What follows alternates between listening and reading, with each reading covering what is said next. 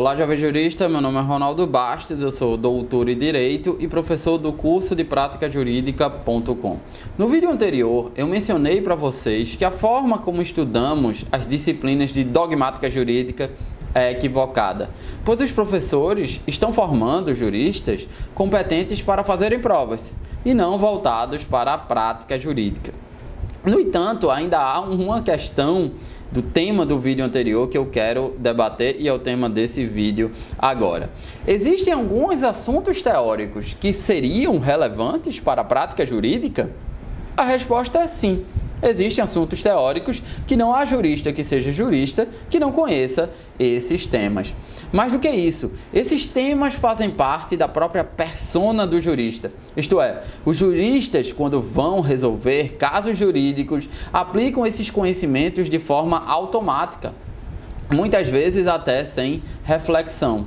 Por exemplo, quando um jurista alega que uma lei é inconstitucional, implicitamente e muitas vezes sem se dar conta, ele pressupõe um conhecimento de que um dos métodos de resolução de antinomias é o método hierárquico, que pressupõe que uma norma superior, como a Constituição, ela prepondera sobre normas inferiores.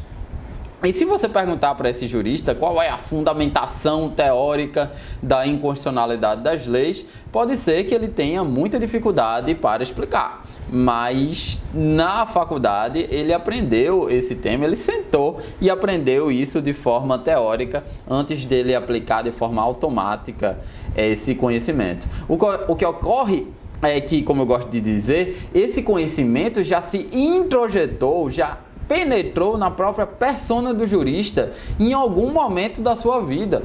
Esse momento, pelo menos, ele não sabe onde foi, mas eu digo onde foi na universidade.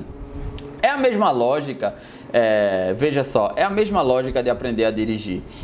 Quando iniciamos a direção, é tudo muito complicado e é tudo muito separado. A gente sempre está pensando no que a gente vai fazer. A gente olha para o retrovisor, a gente pensa em passar marcha, a gente pensa em passar a embreagem, a gente pensa em passar seta. É tudo muito difícil e muito mecanizado, né? Não é algo natural. Só que com o tempo, nós vamos nos tornando motoristas melhores e aplicamos os conceitos que aprendemos teoricamente de forma automática, de modo que praticamente ao mesmo tempo que a gente pisa na embreagem, a gente já está passando marcha. Isso significa, em primeiro lugar, que motorista e carro se tornaram uma coisa só, né? O carro passou, então, a ser uma extensão do próprio corpo do motorista. Isso significa também que o processo se automatizou. A técnica de dirigir, como eu gosto de dizer, passou a ser indissociável da persona do motorista. O que eu estou querendo dizer para vocês com isso tudo é que um jurista só passa a ser jurista quando alguns assuntos teóricos se introjetam na sua persona, do mesmo modo que a técnica de dirigir faz parte da persona do motorista. Mas o problema é que, volto a insistir, o ensino jurídico baseado em fazer provas, como eu expus no vídeo anterior, nunca vai ter relevância prática. Por mais tempo que você passe fazendo provas, por mais tempo que você passe reunindo técnicas de fazer provas, né? Mas também, por outro lado, é preciso dizer que o problema não é apenas este. Na verdade, o jovem jurista aprende uma série de assuntos na faculdade de Direito que ele nunca utilizará na prática jurídica. Eu tenho plena consciência da responsabilidade dessa afirmação que eu estou dando para vocês. Há uma série de conhecimentos que aprendemos na faculdade de Direito que nunca utilizaremos na prática jurídica. Em uma visão mais otimista, esses conhecimentos, a despeito de lhe tornar um jurista mais competente, mais qualificado e mais atento a determinados problemas sociais, esses conhecimentos, porém, nem de longe são imprescindíveis para o exercício da prática jurídica.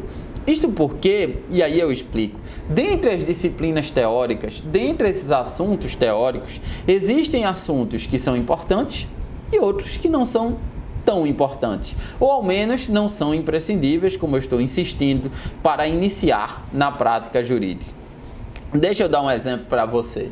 Pense em um tema clássico de introdução ao estudo do direito, ou de teoria geral do direito, não sei como é o nome dessa disciplina na sua faculdade.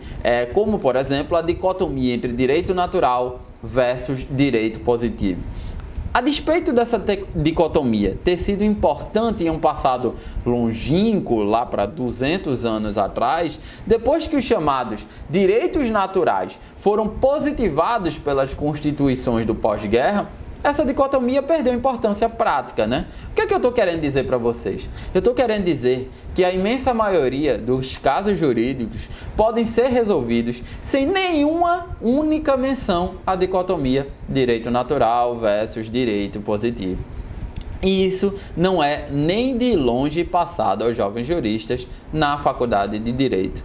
Seja porque o professor que ensina esses conhecimentos, ele só dá aula e por isso não possui contato com a prática jurídica, seja porque, o que é mais provável, esses professores perderiam legitimidade, perderiam até o controle da sala de aula se ele chegasse numa sala e dissesse: hoje eu vou ensinar a vocês direito natural versus direito positivo.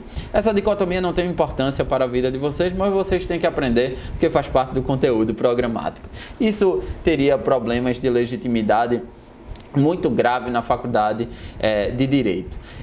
Por outro lado, e aí é o ponto onde eu estou querendo chegar, existem os conhecimentos teóricos que realmente importam, eles estão distribuídos de forma dispersa na faculdade, de modo que o jovem jurista tem muita dificuldade para entender quais os conhecimentos teóricos que importam e quais os conhecimentos teóricos que não importam. Pense, por exemplo, eu falei para vocês que dicotomia entre direito natural e direito positivo não é tão importante para a prática jurídica.